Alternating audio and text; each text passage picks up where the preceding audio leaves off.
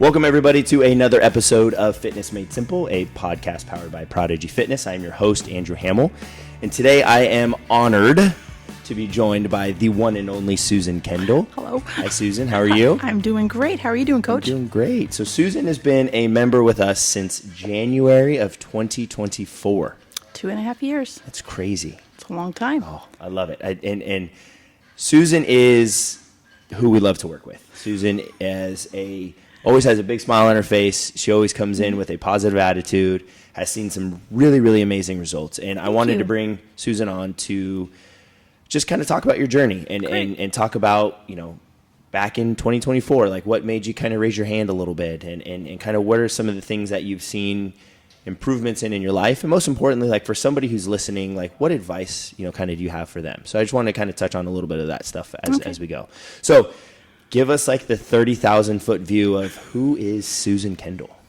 Okay, so who am I? Well, I'm 58 years old, and I started here 2.5 years ago. Best day of my life walking into that gym, meeting you and meeting your team. So what happened to get me to this place? Well, being 58, I've never been an athletic person. I never did the sports. I never did any long-term workout plans going through my adult years. And of course, I tried them all. I mean, I tried all the gyms. And not to say that they're bad. I'm not saying any of them are They're bad. They're just not Prodigy. No, I'm honest. It's not Prodigy. You get lost. You get lost in the numbers. You get lost in the shuffle. And I just never really felt like I had a place that I fit.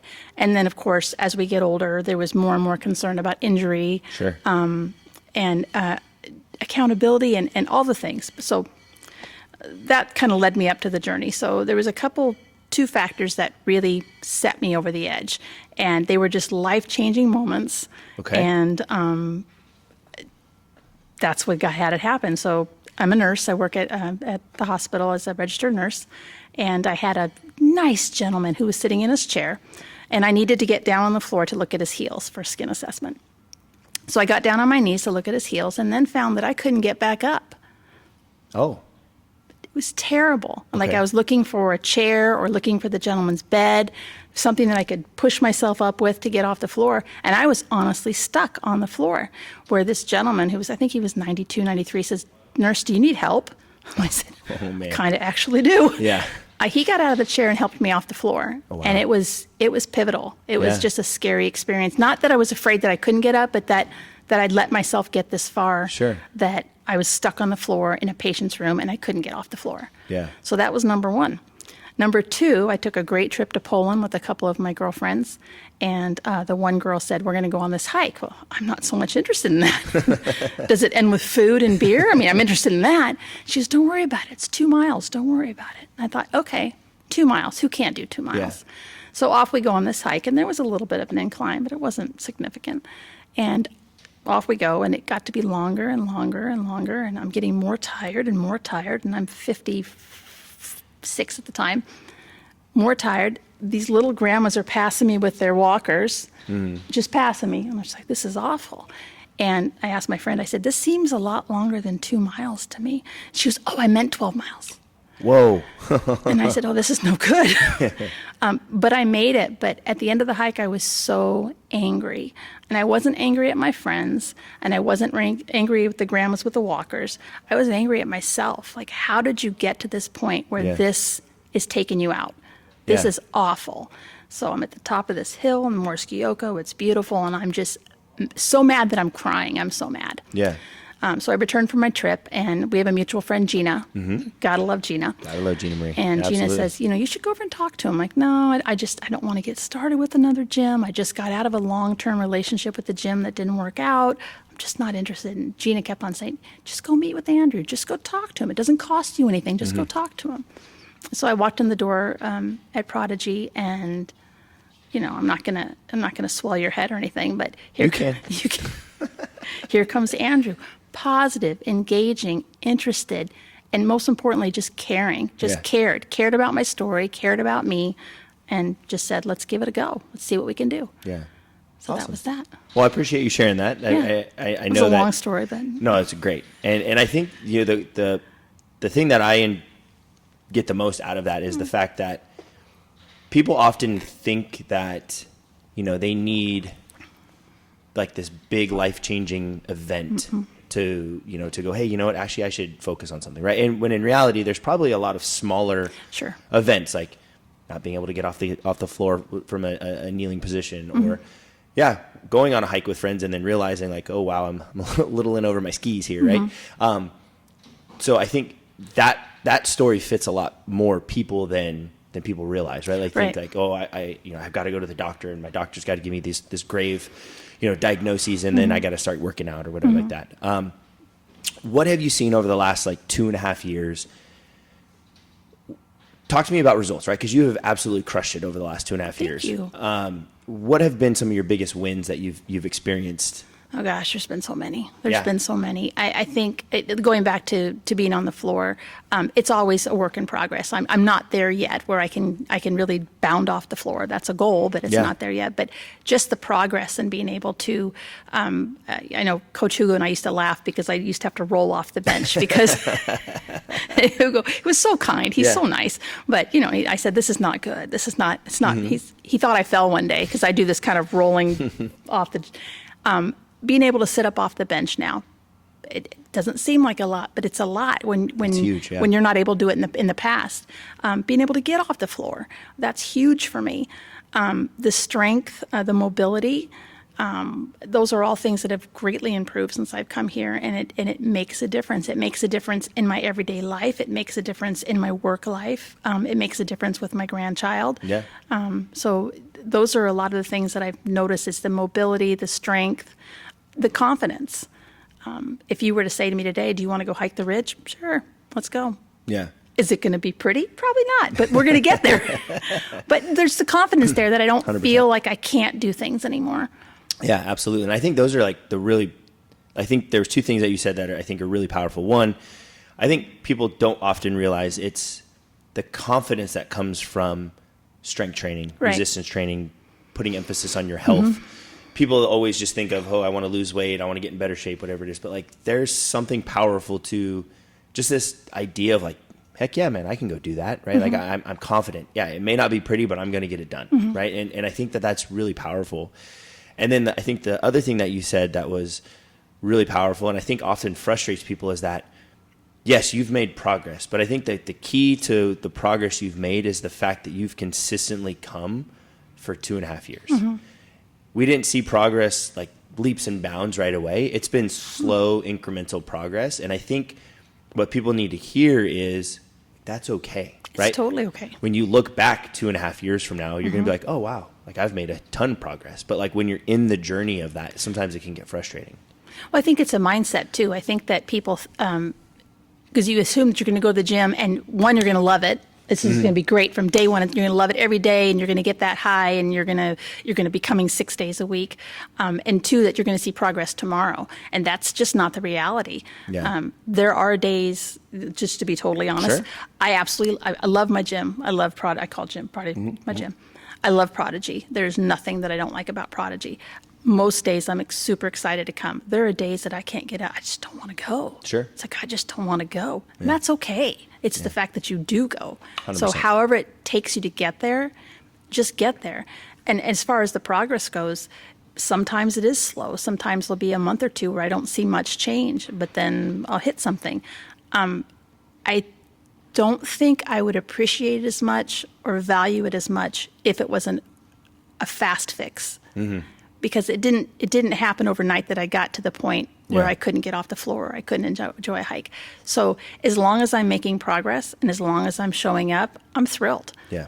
Yeah. And but it does make a difference. Right. Absolutely. And I think, you said something too, right? Where it's like, you're not always going to enjoy every single day of the journey, right? And that's what we often talk to people about is like, and we have it on our door, right? Like you did the hardest part. Just show up. Just show up. We'll take care of everything else. Like we'll walk you through it. We'll answer all your questions. We'll do everything but actually lift the weight for you, right? We can talk about that, though. We can talk about that. We can talk if there about were it. results by osmosis, man, like we'd be like $1 billion company Right? here. But that's all you need, right? You just need to take that step to get in. And I think most importantly, you go, hey, even on the days when I don't want to show up, like I'm going to consistently show up because that ultimately is what's going to get me my results. Right.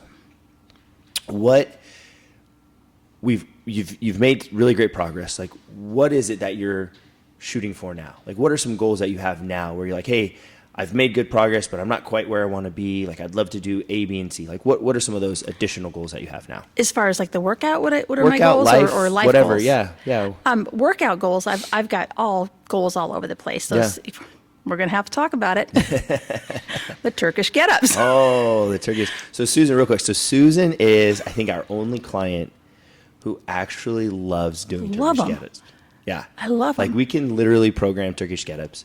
And if you don't know what a Turkish get-up, just YouTube it. Yeah. It's a great, amazing exercise. It's crazy. Everybody hates it, except for Susan. I love them. Yeah. What do you love most about them? Because they're so hard. Yeah. and I love them, but like I wrote on my last end of session questionnaire, I love them, but they're my most favorite and my least favorite. Yeah. Because they are so hard. Yeah.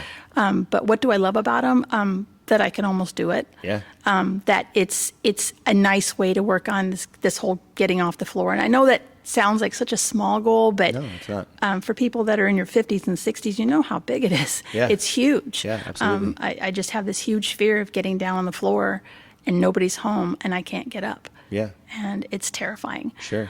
So the Turkish get-ups, it's just a goal that I'm going to get them. Yeah. Yeah. I'm close. You are. But You're I'm so close. Yeah. What other goals that I have set at the gym that I love? There's so many. The variety of workout that you give for me and the personalized workout that you give for me always has something that's okay, this is really cool. I'm going Yeah. to get this.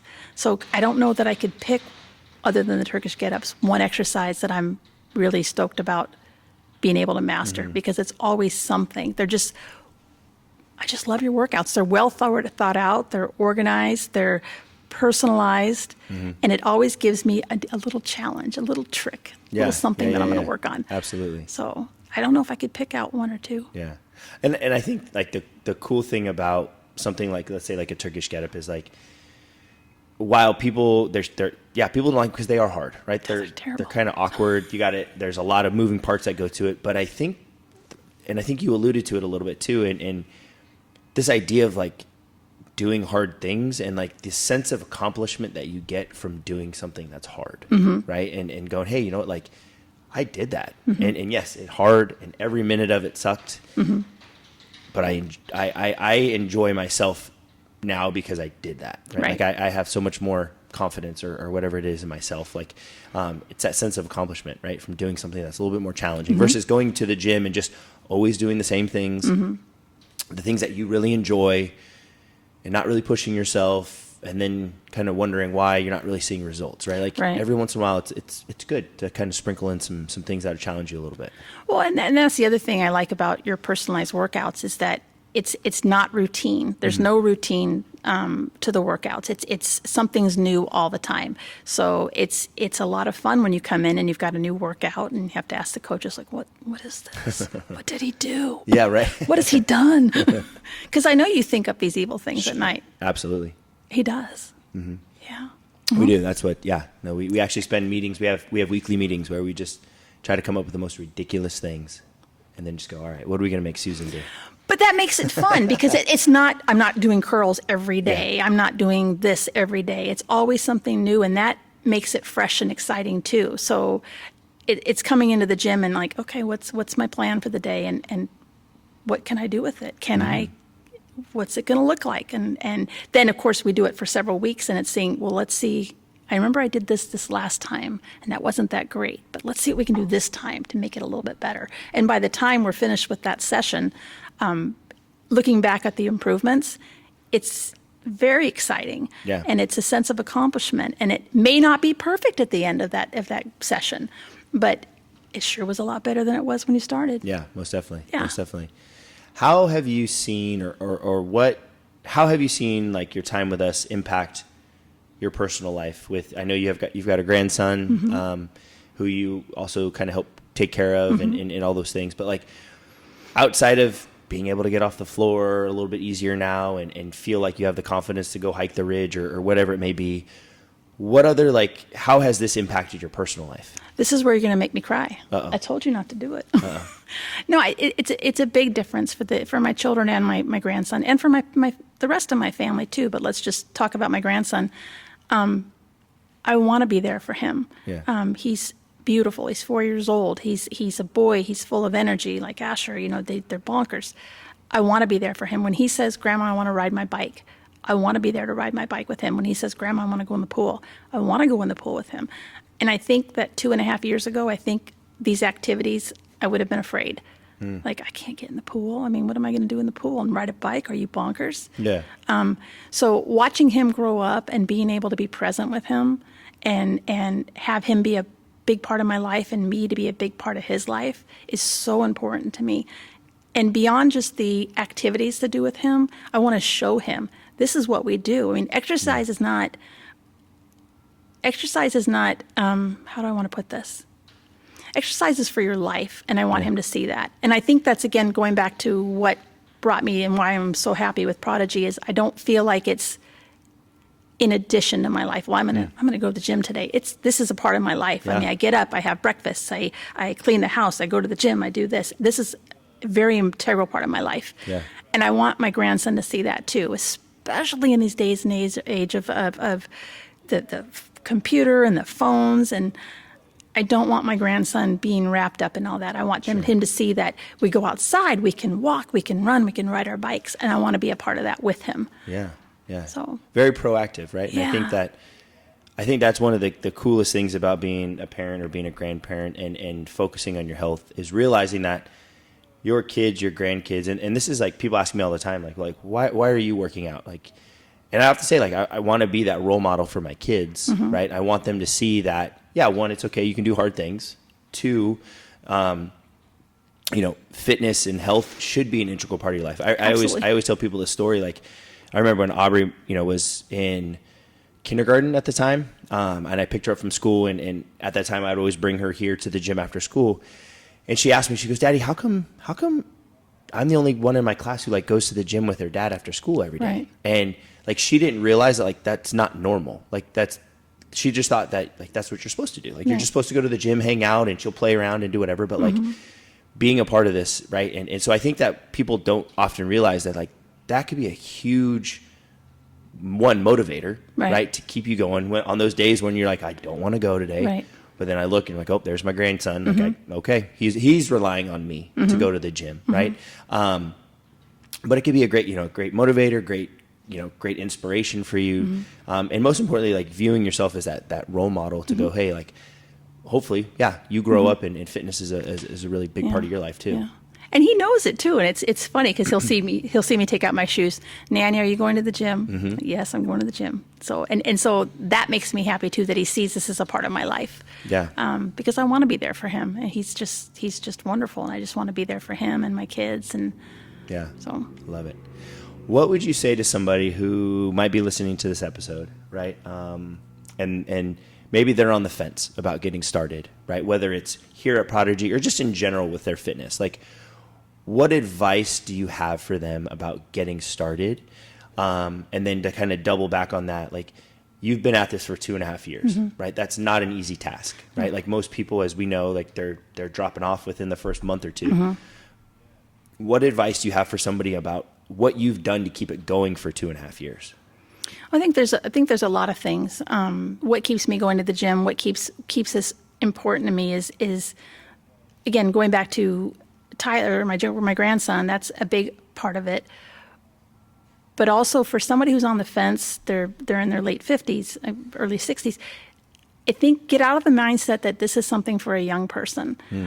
It's too, and I'm going back to the things that I've got all the excuses, Andrew. I've got a Rolodex of, we don't even have Rolodexes anymore, but if I had one, it would have all my excuses. I'd just thumb through it. Yeah. But the Rolodex of excuses, I'm too old.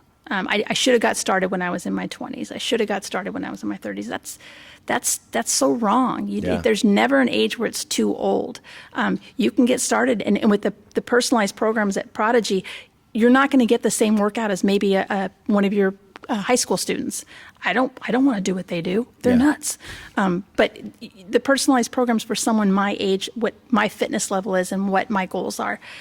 So don't wait. Don't put it off because you're not too old. You're at the perfect age to get started at the gym. 58 is a perfect age. 65 is a perfect age. Yeah. 72 is a perfect age because it's a whole lot more than you were doing yesterday. Absolutely. So don't be afraid that this is your beginning, because it's not a negative. This is your beginning. You have a chance. And I think going back through my Rolodex of excuses, that was another thing. I thought I was too old. Can't do it. But to turn it around, I thought, well, why? Why? I don't have time. Mm-hmm. What do you mean you don't have time? You have all the time right now. You have all the time. Again, going back to social media, how much time do you spend on social media a day? Bet you can cut an hour out to come to the gym. So that's an excuse. The time one is the big excuse, and the age is a big excuse. But I think that we need to start thinking about longevity. What do you want for the next 20 or 30 or 40 or 50 years in your life? You don't have a choice but to get started, honestly. Again, going back to my job as a nurse, I'm seeing more and more people come in with heart attacks and strokes and diabetes, and they come in with their med lists or 2 pages long of their medications. And why? Yeah. Why are you on all those medications? If you ate better, if you exercised more, if you gave a little bit to yourself, would you be in the same spot?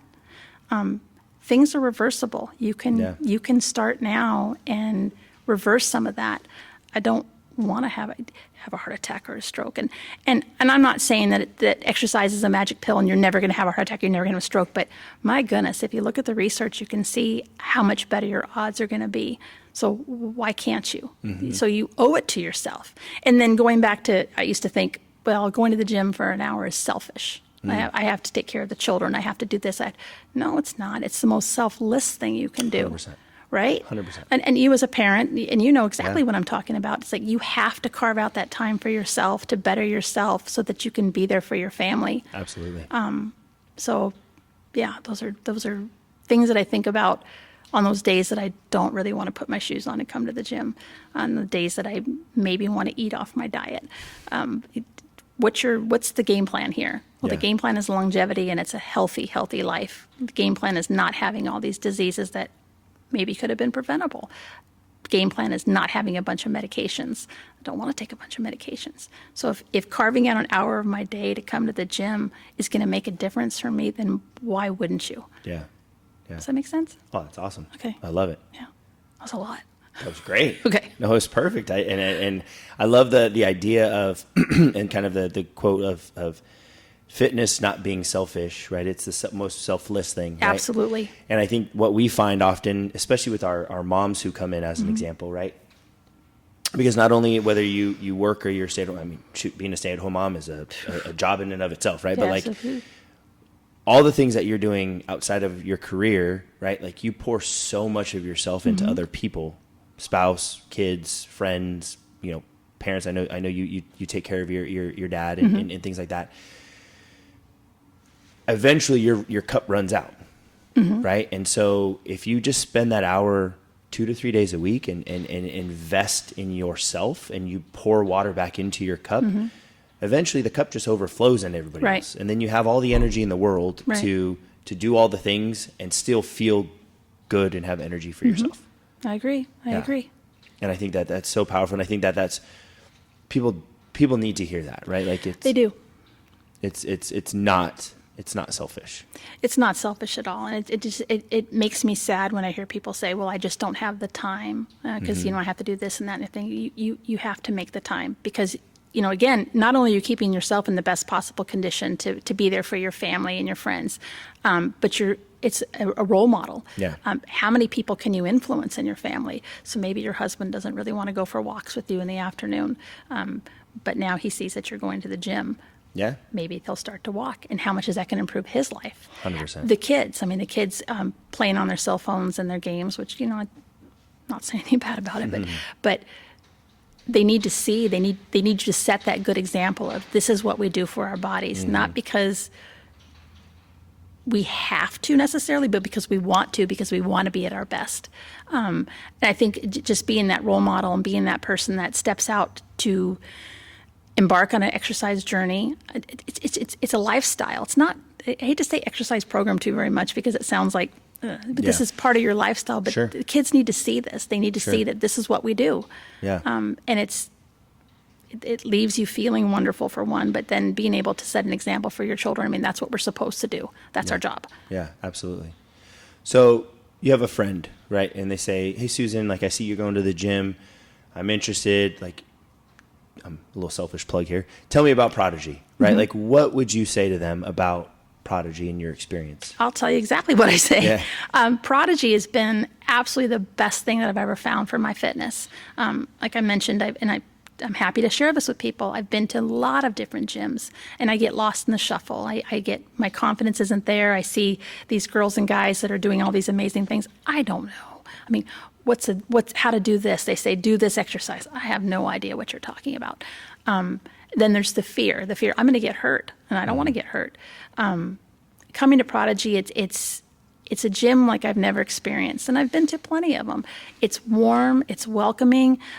When you walk in the door, it's such a feel-good feeling when coach yells out, "Hey, Susan, how are you doing today? Good to see you today."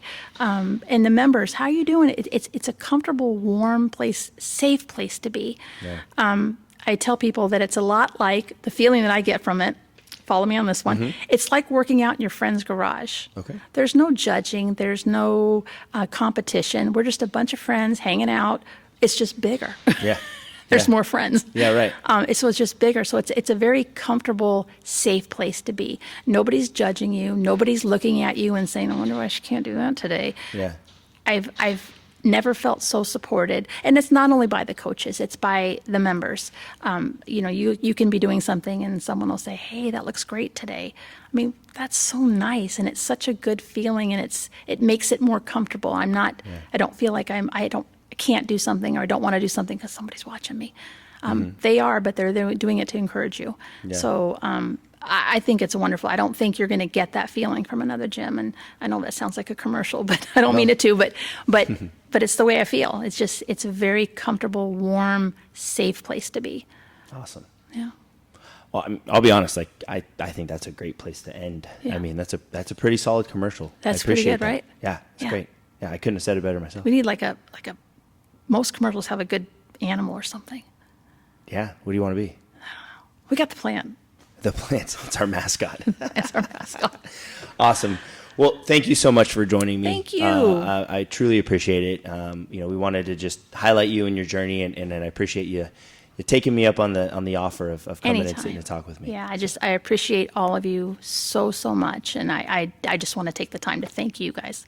You've made such a big difference in my life, and I hope that anybody's listening, that anybody's watching this, just do it for yourself. Just come in and talk to Andrew and the team. You owe it to yourself. You honestly do. Come in and talk and find out all the things that the gym has to offer for you, and I guarantee you won't be sorry. Yeah. You just won't. I love it. Yeah. I love it. Awesome. Well, on that note, this is another episode of Fitness Made Simple, a podcast powered by Prodigy Fitness. I'm Andrew Hamel. That's Susan. Hello. We'll talk to you soon. Thank you.